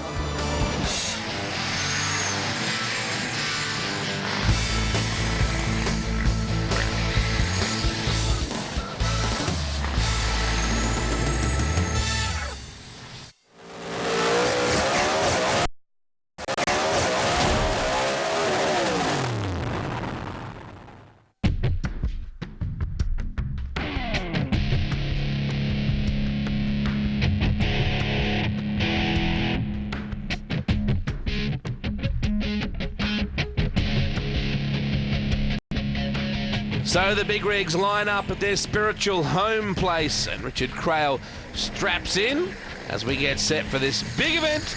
Race number 2, Stan Seaton and Colin Deege, Michael Seaton and Fletcher Christian, Craig Yardley, Steve Coulter, Frank Amoroso, Zammit, Waters, Falk and Middleton. Oh, the big rigs around Oran Park, Richard Crail, what is not to love? Oh, it's a fantastic sight as they come out of the final corner. Rolling start as always, light trucks in front of the big rigs behind them, and a championship battle thrown in just for good measure as well between Falk and Middleton. As we go on board the Tank World truck into the short circuit for the Super Trucks now. Oh, DG! Off the racetrack. Exit stage right. Turn 1, not a good thing, is it? No. Tank World, great supporters of the Australian Super Truck Nationals, and certainly backing the championship and John Falk to the hilt. Rob Waters, the West Aussie, hasn't taken very long to settle in, has he? No, really good performance. Zammit out in front with Falk just behind him now, and Waters in third place. Then Fletcher Christian, the rookie for season 2008, and he's been doing a great job so far, getting to learn the ropes. Craig Yardley up the inside of Bob Middleton was having a great dice there and held Middleton off for longer than perhaps a light truck really should be able to. So that's a great performance. Have a look at this, Amoroso up the inside. Oh, look at this. Look out. How close to the wall do you want to get? Fair bit of moisture out there on the racetrack as well, and let's face it, the Super Trucks are going to find that. Now, people that look at the Middleton truck for the first time go, oh my God, what's going on with the front end? It's on fire. That's right. Water-cooled brakes on that truck. It's continually having a light mist of water applied to the brakes to keep it cool, and that's why you see a lot of the steam coming off the front end. We ride on board the Tank World rig of John Falk. Well, they certainly need a big Garrett turbo to put on them, or more, because these things produce so much horsepower. Very, very heavy. They need a lot of it to get them around the racetrack. Here's John Falk, the Tank World number 87. What a great consistent performer in Super Truck racing, but not just in the trucks, because he's done some stuff in V8s in the development series. He's raced a production car. I seem to remember him getting some pretty good results in a Subaru WRX a few seasons ago, and a really versatile driver, but loves his Super Trucks and has really got behind the championship this year. Very professional operation. And this 3-car battle for the lead, or 3-truck battle for the lead, could almost turn into a 4-way dice, because Bob Middleton looming behind them as well. Here goes Falk. He's just starting to poise now on the back of Zammit's truck as they go down into turn 1, and Zammit forced to drive defensive. Outside line here. Oh, Waters is going to get here and muddy the water a bit, so Falk has got no way of coming back across the racetrack. Oh, that's the way you do it. Oh, it's going to give him the lead. What a canny move. Waters could have a good go here, and now Middleton, as you said, to the top 4, and you could throw a tarpaulin over them. That's the racing truck equivalent to a beach towel. And Falk in the green-white, if that makes any sense at all. Waters shuffled back now, desperately trying to hold out Middleton. Here's the Tank World replay. That was such a smart move by John Falk. He knew the way this racetrack goes. The short circuit here at Oran Park, the hard left-hander at turn 1, that it immediately doubles back into a right-hander. So he knew that if he was on the outside through turn 1, he'd have the inside run for turn 2, and it got him the lead. And up to third place now, Bob Middleton. Middleton with the brakes steaming, desperately trying to sneak up from the back of the grid, this South Aussie veteran. You can see all of the championship stickers on the race win stickers down the side of that truck. He's certainly a prolific race winner in a magnificent truck. He's now putting the pressure on Zamet as they go down towards the old Sutton's Corner out in front. John Falk, gee, he's been released and unleashed out in front of this field. He's driving away. Bit of smoke from the back of the truck, though. Yeah. There's something like a tyre rubbing or something like that by the look of it. Rich, let's have a look. There's a lot of tyre for it to rub through, so it may be okay. Not the longest race in the world, but... Look at that, mate. That's a lot of smoke. Oh, I wonder if he's got a problem. It doesn't seem to be tyre smoke either. It might be an engine issue. We don't want to wish ill on him, the avocado rocket, as it is. Zamet up the inside as we see DG go a lap down with 1 left to travel. Certainly Falk, a massive involvement in this championship. That was Zamet going really defensive into turn 1 from the early part of the start-finish straight, but it's going to be a carbon copy of the move before, and Bob Middleton's going to go around the outside at turn 1, the inside run for turn 2, and he'll move himself to second place now. Zamet shuffled back to third place. And Waters desperately trying to do something from 4th. I don't think much is going to change from here. The smoke is growing. The back of that Tank World rain-wise truck. We see the Tank World replay here. Middleton, very clever, very aggressive, forced the hand of Zamet and basically attacked the DG truck. I think John Falk will be particularly pleased. It's the last lap, just a corner to go. And what seems to be an ailing truck, you've got the usual smoke or steam from the front wheels, but there's a bit more than that. Middleton closing rapidly, but checkered flag will be the friend of John Falk in race 2 of the Tank World Super Trucks at Oran Park. He gets a narrow victory in the end.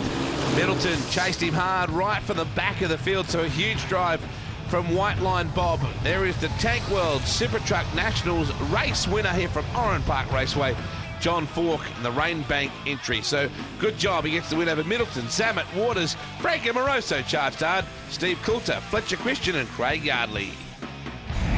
Yeah, no, pretty happy with that. Come from the last row of the grid and come through and won the race. It was sort of half wet, half dry, so it was a little bit tricky out there, but we managed to get to the front. Yeah, Matt, yeah, we've done very well today. The setup's been great. The boys have done a tremendous job on the chassis and brakes. Everything's going really well. Fingers crossed. We've got 2 more races today. Big one of the days is Super Prix, and that's our goal, is to go out and win that outright and live up to our name as the Giant Killer.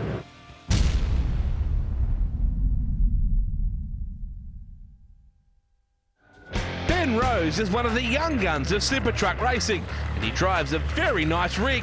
A nice rig he doesn't just drive, though. He works on too. A lot. Well, I'm the main mechanic, and I do about 98% of the work on the truck. I've had a lot to do building this one again. As far as trucks goes, they're 2 totally different trucks. You get used to one and then you jump in the other. It's just not the same. The baby-faced assassin of the field is a fair bit younger than some of his rivals, something he says makes little difference on the racetrack. On the truck racing on a whole, they look after you on the track. There's a little bit of rubbing, but they're pretty good. But I just love it. Like we're speed limit 160, so the aim is to get to 160 the fastest. And as far as a truck goes, it's not a truck. It's just a massive go-kart. It stops and steers perfect. It's really good. Highlights now of race number 3, which is effectively the reverse order of the way they finished in race number 2. Big field, some of the light trucks up the front and some of the big dogs down the back.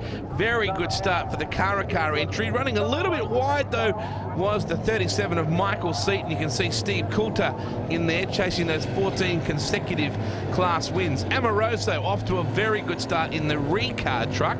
Rose, well, he was pretty stout just then, but unfortunately he got off the racetrack not once but twice. There's the second time right there in the big Pertec Volvo. Yardy getting very sideways. Fletcher Christian, he had a pretty solid run there in that big 55 truck. It was really a battle of four. Amoroso, very shrewd man, never cranky, is Frankie. He did a nice job to lead in that Recar Fate entry. So Frankie boy was able to hold on for a popular win over the West Aussie Rob Waters. John Falk was third. Bob Middleton fourth, back to Rose, Yardley, Coulter and Zammit. Matt Nolte caught up with them in the pits. Quite an enjoyable race there. I was a bit worried Rob Waters was going to get me there at one stage, but I realised that I had his measure over the top of the dog leg and threw into Conacher Corner there, so we just kept it nice and straight and brought it on home.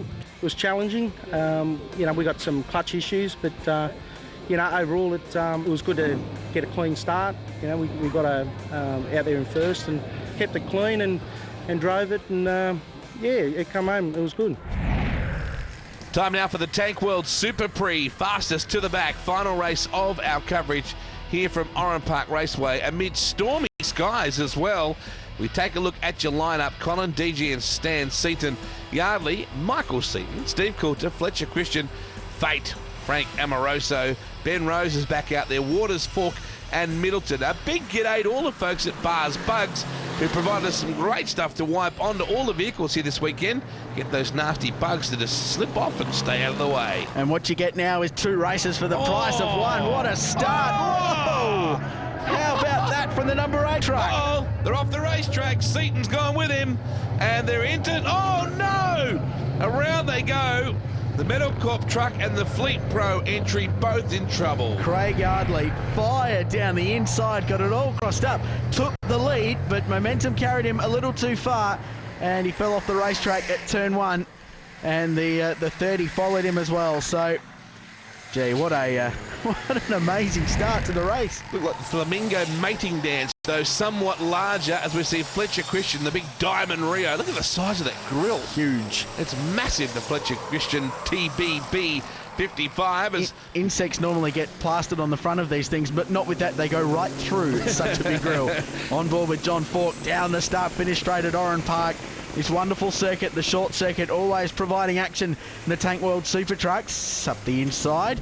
And I love the way they start the light trucks in front, give them a chance to race on their own and let the big rigs come through the field. That would be a frightening experience to be in some of these light trucks at times where these big guys are sort of, I won't say pushing, but I will say shoving. Can you imagine looking in your mirror and seeing that, the freight racing truck come up behind you, you look at it and go, ah! Crazy. Or something like that. The Volvo entry of Ben Rose. It would be scary. The ex-Crick Volvo. What a great man of truck racing he was, but I digress. There is Middleton, certainly the current Supremo in this category as they make their way through the flip-flop. Great crowd here at Oran Park on a nice, well, winter's Sunday afternoon. Probably should call it spring. The Tank World truck springing into action behind Zammit. Oh, Rose right there as well. And Middleton trying to get a run. I love the way they get sideways out of that final corner and come within millimetres of the wall, and it's almost by design that these drivers are good enough to keep these trucks just a few mil away from the wall. Oh, and a few mil away from each other. I know. Look how close that is. The Kent Collision Custom entry. Hard under brakes into turn 1. A bit sideways there for Falk. They are on down the hill. It's like a roller coaster, this part of the racetrack. It's great to watch these trucks in action here. And Zammit now coming under all sorts of pressure. Can we just send a memo to John Falk just to clean his windscreen for us for the next one? Oh, Zammit has the tail stepped out big time. I just love the big words fate. They're so scary. And all it is Frank Amoroso Trucking Enterprises. It's actually not as demonic as it seems. It's not, but that's why I said you'd have a bit of a scream when you saw it coming up behind you at a great rate of knots. Except it would say ETAF. Well, it would too. There was Middleton up the inside. Waters. Fair point you make. Whoa, Whoa, Seaton. Woo, White Rabbit. That was a very good move on the outside of him by Yardy, who's already turned the truck around. Oh, this will be big. Almost 3 abreast down into turn 1. Amoroso and Middleton. Just because Bob's leading the championship or in contention for the championship doesn't mean you can't race him. Oh, that's fate. Yeah, well, it is too, isn't it? He got through. A nice move, and maybe that was in the cards. Fate certainly dealing a blow there to Bob Middleton. But he will live to fight another day. Number 96 of Frank Amoroso. A wonderful competitor. A really great character too. Very quietly spoken. Loves his truck racing. Has been around forever and a day and just loves to do that. Middleton desperate to get through. He knows this Super Prix is going to be a tough proposition. There they are. 3 wide. Thank you very much. That's almost the entire racetrack filled up there. John Falk, has he got past Zammit? I think he has. I think the number 87 Tank World Super Truck could well be back to where he is very familiar to be in this championship, out in front. These cars are speed limited, trucks should say speed limited to 160 k's an hour, so fast enough, thank you very much. What is most important is how fast you can get to that top speed. So things like torque and power off the corners become so very important in the scheme of these things. That's why the guys from Garrett Tippos are keeping their customers happy. The quicker you can get up to your top speed, quicker you can stay there. There goes Middleton passing Amoroso, so that's how Bob was able to get past the Fate Racing entry. Well, we know so far that these guys are battling out for the minor positions because Steve Coulter has done his usual trick and bolted in the light truck. He's getting away. Wow! How much feel is there in the front end now? That's remarkable. I've never seen anything like that before. Frank Amoroso had, some steering issues, I think, over the dogleg. Ben Rose is making a huge run here. The Pertec Volvo starting to come right on. The baby-faced assassin of the field. Look at Waters. This is the ex-Bajima truck. This is a big pass around the outside if he can hold on to it. But we've seen it done so far twice in this race. It happened earlier on, and we saw a pass for the lead that way. If he can stay on the outside, he can get the position. But last time round, Waters was dropped off the racetrack, so he backed out a little bit there and took it a little bit easy. Final lap for our race leader, who is miles out in front of this battle here. Yeah, that's right. So it's definitely, as you said, the final lap for Steve Coulter. Not yet for these guys. They're about to cross the line. You can see the smoke pouring off Falk's truck again. And Middleton knows. He's like a big shark and he knows there's blood in the water. And Falk goes right to the inside of the racetrack too. Battle for second on the racetrack. And first of the big trucks home because Steve Coulter is out in front by a very, very large margin, almost approaching 10 seconds. Middleton's got him. Bob goes to second. Here is our race leader. Truck number 3, Steve Coulter, really a quiet achiever in this race, Wade. He's just driven away out in front, driven his own motor race and should record a pretty handy race victory. The pro Axel Narellan Isuzu, he is a wonderful competitor, Coulter, no doubt about it. He loves going hard. This will protect the championship winning streak as well. Well done, Stevie C. He just crawls across the line to prove the point that it was too easy in the end. Great battle between Middleton, Amoroso, Falk, all those guys really put on a blinder of a race, but well done that man right there. Steve Coulter, he wins the Super Prix thanks to Tank World, and there is Bob Middleton, who finished a distant second. So I think it's fair to say the racing in the Tank World Super Trucks this weekend, best of the season. We'll check the race results for you. Steve Coulter wins ahead of Bob Middleton. John Falk, Michael Seaton got home in 4th. Steve Zammit was 5th ahead of Waters, Amoroso and Ben Rose completed your top 8. Yeah, sensational. You know, we just work so hard, and every one of the boys in the team deserve this win. That Super Prix, I think that's the 3rd in a row we've won here at Oran Park, and I believe that we've smashed the lap record, which was set in 1999. So we're over the moon, and just couldn't wish for a better thing. Trevor Page and Jeff Mackin and all the boys that have worked on the truck for the last week or so, this is what it's all about, you know, and it's certainly just one of the most awesome days that we've had. Other than the rain, thank goodness it held off, but we thoroughly enjoyed it. It was a hell of a race, you know, it was good. We missed up the start a little, we got in the water, went into turn 1 and we got a bit sideways and crossed up. We made some good ground and couldn't see anything for a while, went to the back, had to work pretty hard to get it there, and it turned out great. It's good for the team, good for our sponsors, really had a great time. Yeah, no, we've struggled all weekend. We've had a broken Watts linkage all weekend, and we've been struggling as the truck gets hot to get out of the corners at the end of the race. And thought I had Bob there for a while, but he was coming home too strong at the end, and just couldn't keep him out for the last lap. But I think we're still leading the championship by a couple of points going into Madalar, so you know, could have been worse, could have had a DNF. So I'm very happy and very pleased with the work that my team's done to keep me out on the track. So let's take a look at the championship points now, and it's still only 10 points separating Falk and Middleton. Zammit, Rose and Waters are the next one through with Christian and Amoroso. As per usual, it's been a massive round for the Super Trucks at the iconic Oran Park circuit, and now they're gearing up for their ultimate showdown, the Super Trucks Super Prix. For more information, head to thenationals.com.au, but for now, thanks for the company. We'll see you next time.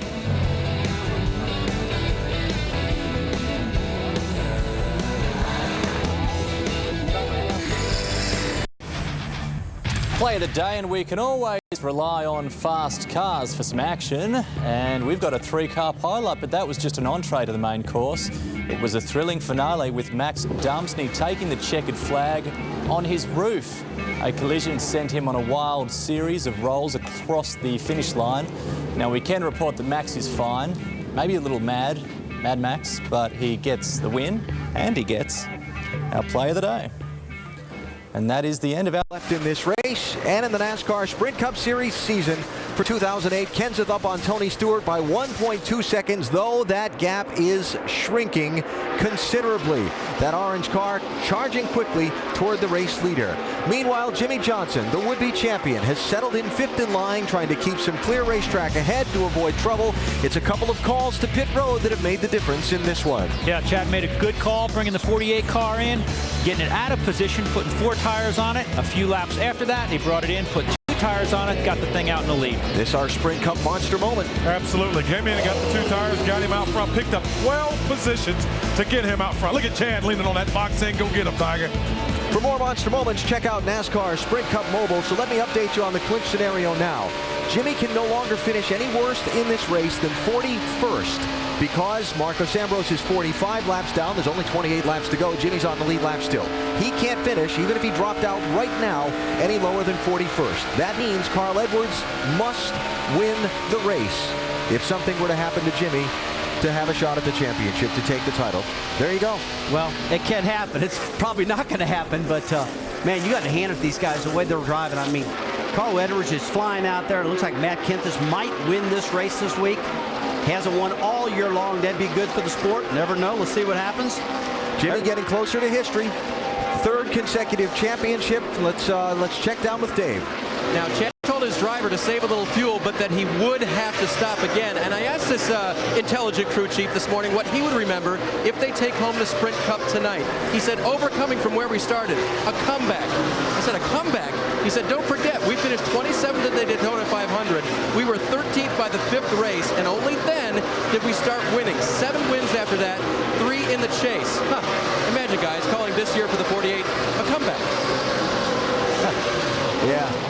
Everybody's got their perspective on it. Let's not forget also, Chad Knaus can become tonight the first crew chief in the history of NASCAR Sprint Cup Series racing to win 3 consecutive championships. 26 laps away. Doc, we're going to have us a race for the lead in this thing too. Indeed we are, and the big question is Tony Stewart going to have enough fuel to make it? And Tony, then at the right side of your screen, moving in now on Matt Kenseth. Yeah, he's moving in, but he looks in his mirror. Just a little bit further back right there, you're going to see Carl Edwards coming. There comes Carl, and as you heard Alan say, Carl knows now that he has to win the race and hope that something happens to Jimmie Johnson. That's the only shot he has to win this championship.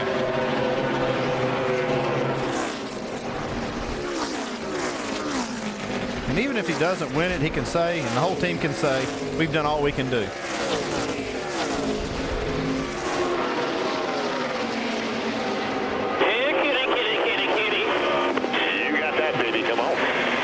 We've heard that before. Remember when Tony Stewart was running down Kevin Harvick a couple of years ago in the Brickyard 400, and what did he do? He ran him down and won the race. Well, he's there again now on Matt Kenseth. That's a good feeling as a race car driver to see that car coming back towards you. Yeah, that's a great feeling. Yeah, I had that feeling sometimes. I don't know that I ever. Did you ever say anything like that? I don't think I got quite that confident, but Smoke is, and there he comes to the outside.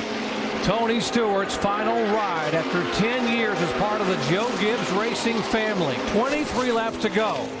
Can Tony give him one parting gift and take Joe Gibbs and JD and the whole team to victory lane here in his final race? Drive it away, baby. Come on. Well, don't forget now, these guys have to make another pit stop.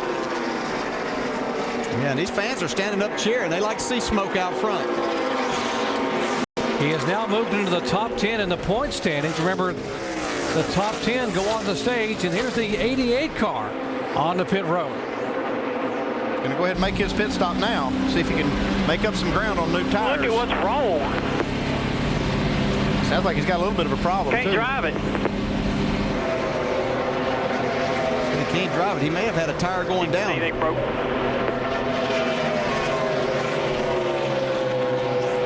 Let's see what these guys do.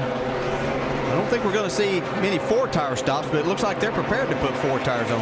Yeah, they're going to have to change 4 because they think they have a flat tire. The only way to make sure you get it is to change all 4. The worst thing you can do is change 2 and it not be the right 2. I go.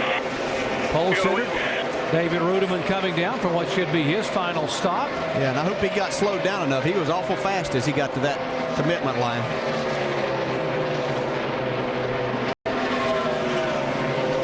Tony Stewart, left side of your screen, last pitted on lap 201, 46 laps ago. Mike. And David Ruderman couldn't go the distance. He'll come down for fuel and 2 tires, right sides only. That's all we expect. They're off the Jackson away.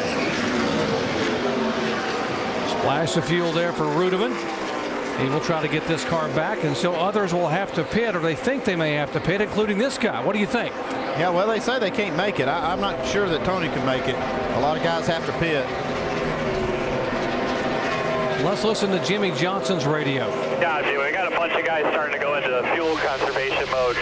We're not in any position to take that, so we're going to have to pitch it here. Not a worry. Yeah, they're not too worried about that. They don't have to do anything but just keep this car running. Take this championship home. 88's coming back on pit road.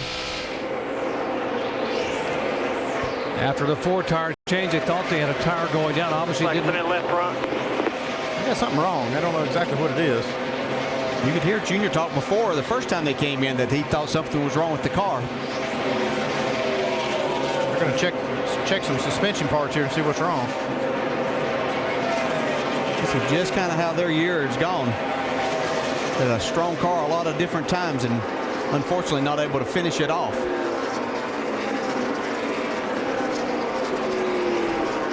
Greg Biffle hitting pit road. Final stop for Biffle after coming from a lap down to run now in the top 10. Caliper is broke. Just heard on the radio said he had a caliper broke, a brake caliper. Jamie? Greg Biffle started 23rd. His car's come around, guys. We talked about his charge through the field once he got that lucky dog. He has moved up, so we'll see if the splash and go there. Right side's only for the 16. Nice quick right side stop. Biffle's back out. The question is, how far can this guy go? Tony Stewart. 88 is now being pushed behind the wall. Earnhardt Jr. after those back-to-back pit stops and now the broken caliper. See Tony leading. He has won a race this year. I'm back at Talladega, but he's also had a couple of situations where fuel mileage and rain, different things, kept him from winning other races. Here's our 6th place car, Montoya, coming on the pit road. He said he would get a top 5 finish. He's been running in the top 10 most of the last 100 laps. They've really run well this last month of the season.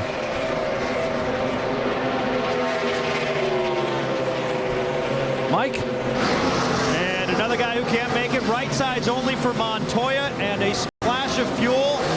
They're done and away.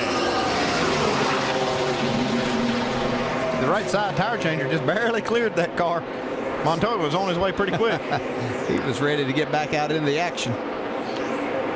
Well, the top 8 cars on the racetrack all pitted at the same time on lap 201. So Stewart, Kenseth, Edwards, Hamlin, Jimmy Johnson, of course, Kyle Busch, Clint Bowyer, David Reagan. These guys trying to make it the final 15 laps.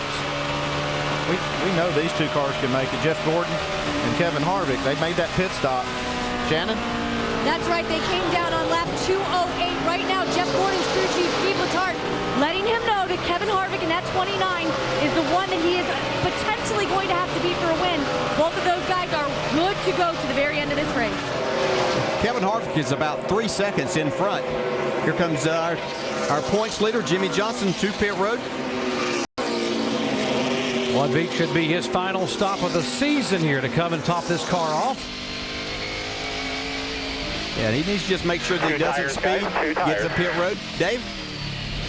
Taking no chances. They come down pit road now. Everyone trying to do their job smoothly and slowly and in a controlled way, including getting that Sunoco racing fuel in the car. They won't need much to make it to the end here now. They take on those 2 fresh tires while they're fueling, and now he leaves. Pretty smooth, guys. Nice quick stop. Make sure he's got enough fuel in that thing to do the burnouts when it's over. Yeah, that should be everything done that they needed to do. Even if we should have a green-white checker, they should be okay there and get them to that third championship. Looking back at Tony Stewart, our leader from the 31 car of Jeff Burton, who's being shown 8 laps down in 41st position. Okay, here comes Tony. Man, he made a nice charge to the pit road. Let's go down to Jamie Little. Guys, Denny Hamlin in for his last stop of the night. Remember, he finished third 2 times the last 2 years in a row. Right side stop for him. He's down and away. Tony Stewart, his teammate, is on his way in as well, guys.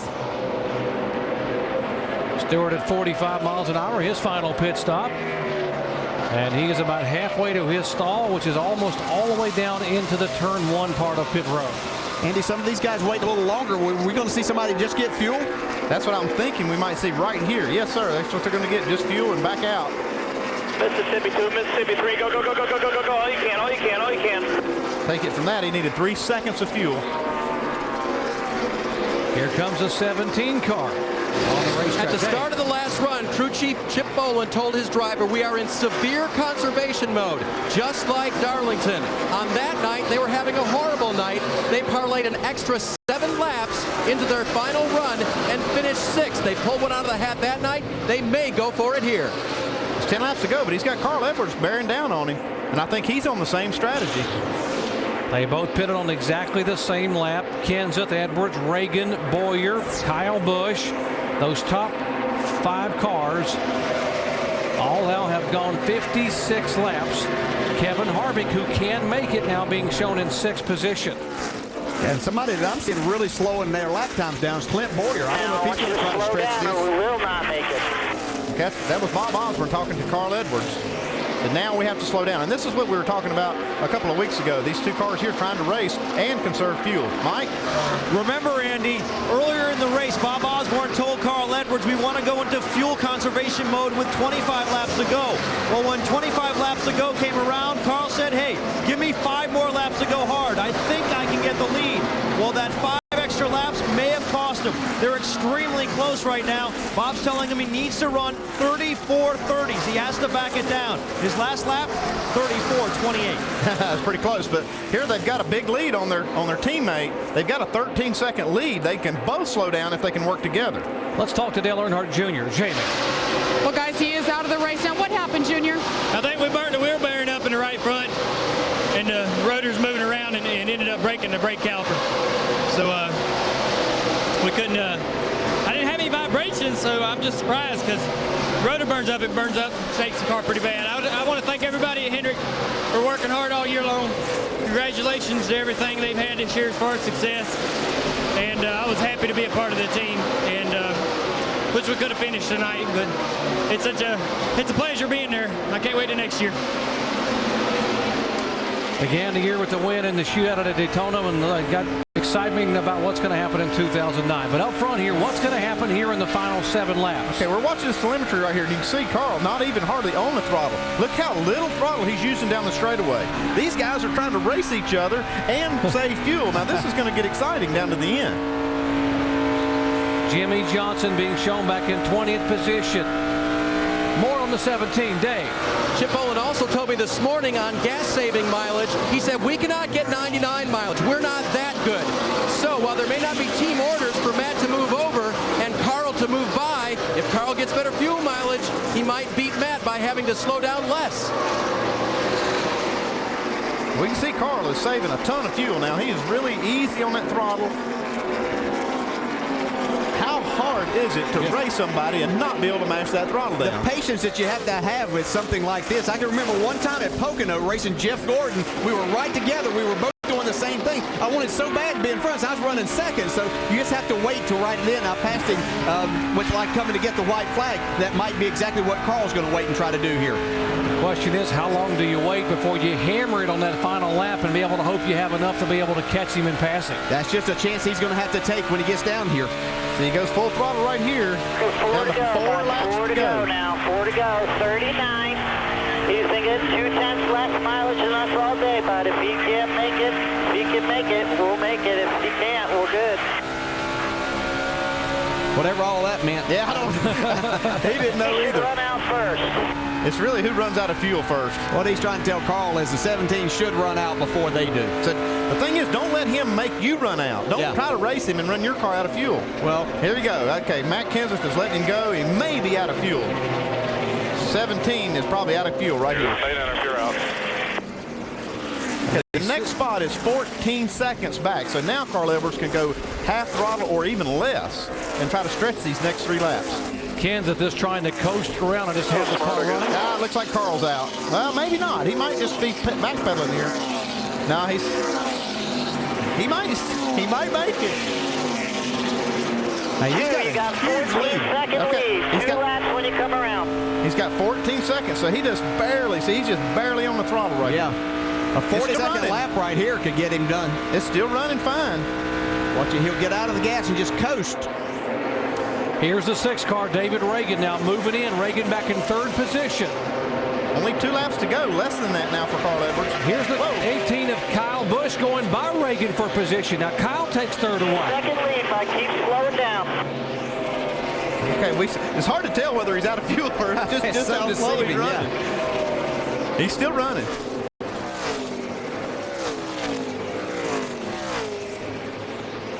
Tell me how big my lead is now.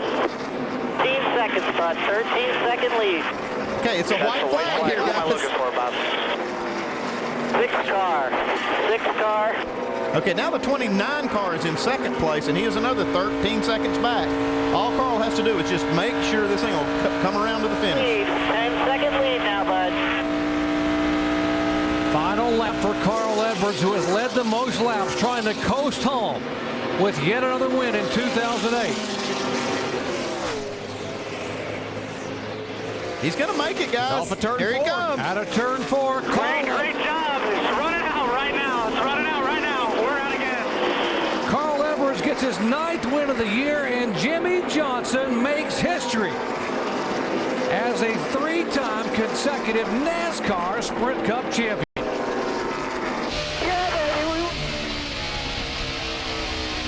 These are 2 great teams executing their plan perfectly. Man, that's just unbelievable. Yep, great job.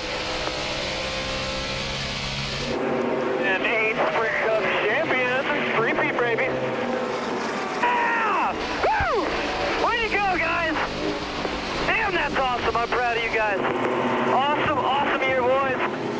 And now Chad Knaus can take a breath. What a great season Jimmy Johnson and Chad Knaus have had. Jimmy, only the 2nd driver in the 60-year history of this sport to do it. Chad Knaus, the very first ever crew chief to win 3 consecutive titles. These guys are truly incredible. Jimmy came home in the 15th spot there. That matches their worst finish in the chase of the 10 races. That's all it was about today. Yeah, Jimmy Johnson stopped for fuel, so he'll have enough for a burnout. Carl Edwards is just going to be able to do his backflip. Yeah, and what a great champion Jimmy Johnson is for our sport, too. Here comes Carl.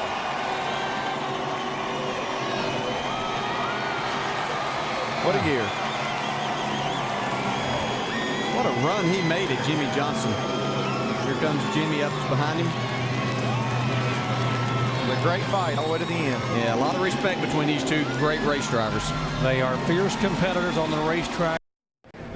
As well he should be. And they take a look now at the final point standings for 2008. The margin was 69 points. Carl Edwards behind Jimmy Johnson. 8 positions changed here in this final race. And you see there's Edwards, Biffle in 3rd.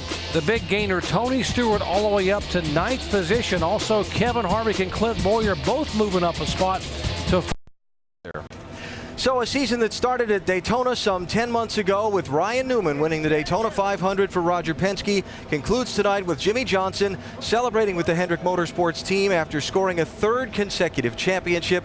We heard from Cale Yarborough earlier today. He said he saw a lot of himself in Jimmy, and that's certainly his high praise for one of the all-time greats of NASCAR to talk that way about the current series champion.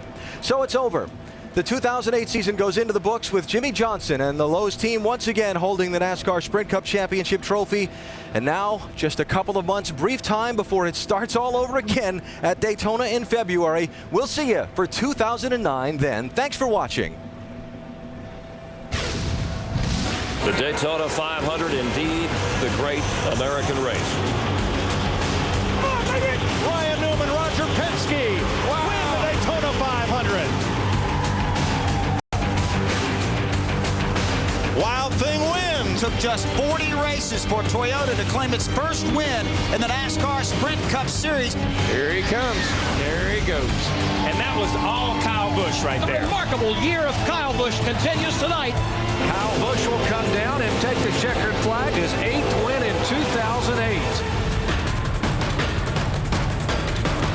For the 15th time, the NASCAR community has gathered here at the famed Yard of Bricks. Feels like I got basketballs for right side tires. Got a real bad vibration. Looking at the right rear tires, they are coming off these cars ugly. Looks like garage area there by Goodyear's business is picking up. It's a storm brewing, boys. I hear thunder.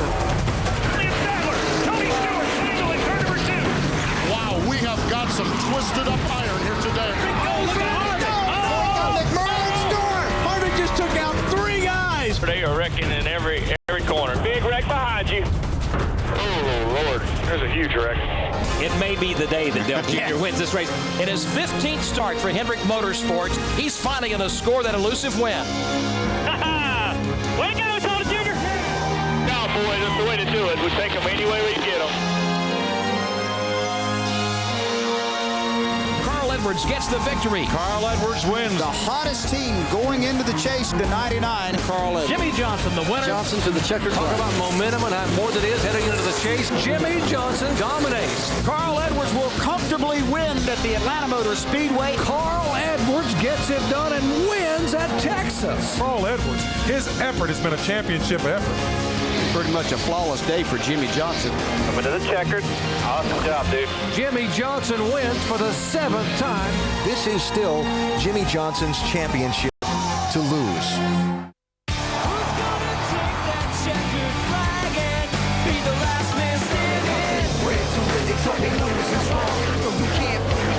I'm just too strong, waited way too long. So quitting ain't the plan. I got your world in my hands. I ain't playing with you, man. It's the hard knocks, it's the long shots, it's believing in yourself when you're all you got. You don't turn back, don't give in. Rising up to see the. We start with the final round of this year's DTM at Hockenheim in Germany.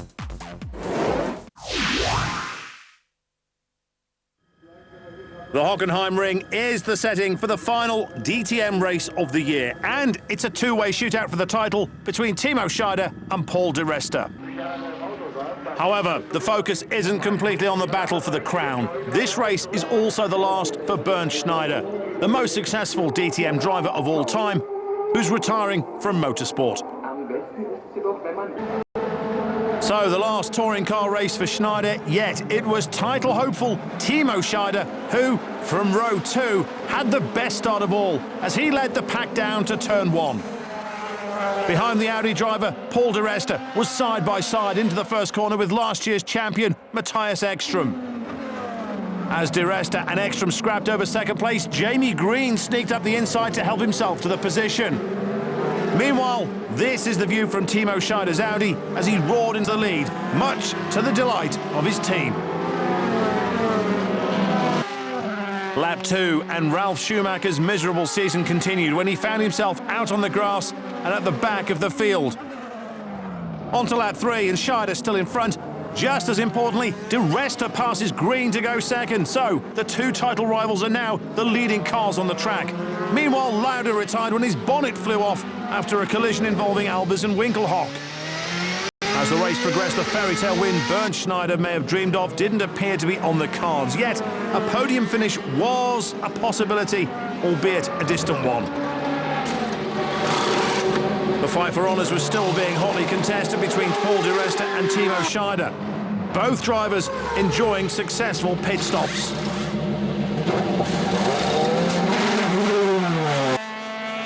With time running out, it was Timo Scheider who continued to lead, a 3-second cushion over Paul di Resta, who took the odd 100th of a second here or there, but just couldn't close the gap on his title rival. Behind them, Jamie Green was also trying to get involved as he held third place. There was no catching Scheider though, and as he negotiated his way around the final turns, he was cheered to the line by the partisan home crowd. A German winning the German championship in a German car on a German circuit.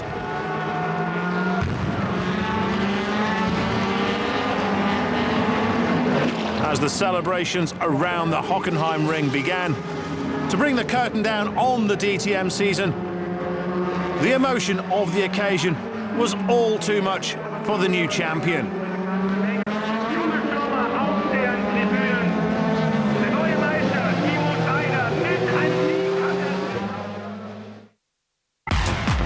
The final DTM result of the year, and Jamie Green, the highest Mercedes-Benz driver, in third, Paul di Resta second, 3 seconds behind race winner and new champion, Timo Scheider. Well, to be honest, it's an unbelievable feeling today.